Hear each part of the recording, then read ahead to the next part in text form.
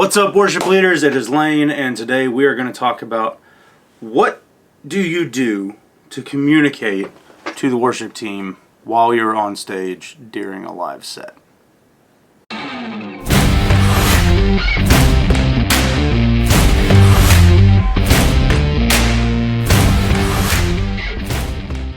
So when you were a kid, you probably had a bunch of secret handshakes with a bunch of your friends or whatever, right? And only the 2 or 3 of you knew those secret handshakes. Well, that's something that we see a whole lot during leading worship on a Sunday morning.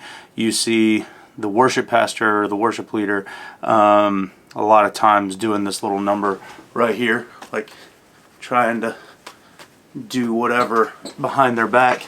And maybe the worship team knows what that means, maybe they don't. I'm guilty of that. There's times where, you know, you're leading worship and God's really moving, and you want to continue in that key or that song, and you just want everybody to, you know, kind of get that and just go with it.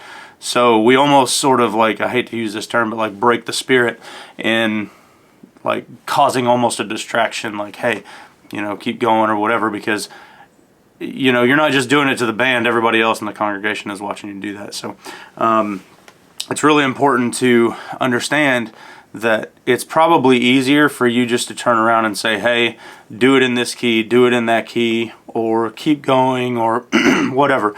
You know, just remember that motions and things like that aren't always a bad thing, but there's probably a different technique that you can use to be able to utilize and effectively get done what you need to get done. You need to discuss with your team beforehand, before you start leading worship on a Sunday morning.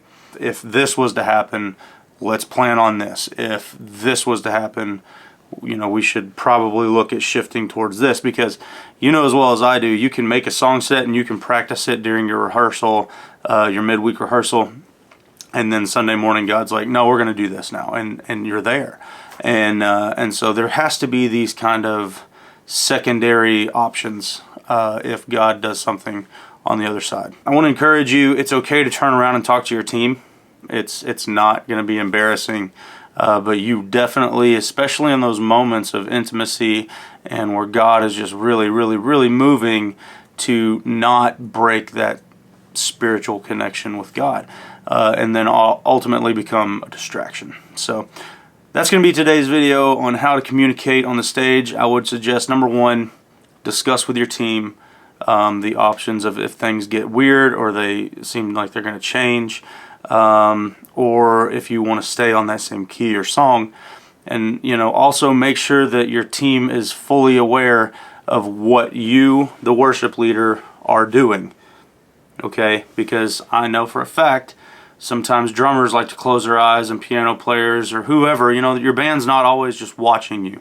But there needs to be those key elemental times that during the ending of the song, or maybe even, you know, the pre-builds of the songs or whatever, there needs to be those times that they're paying attention to you and what's going on. So make sure you have these discussions. They're not really hard discussions to have, but it's definitely something that you want to make sure everyone is on board with.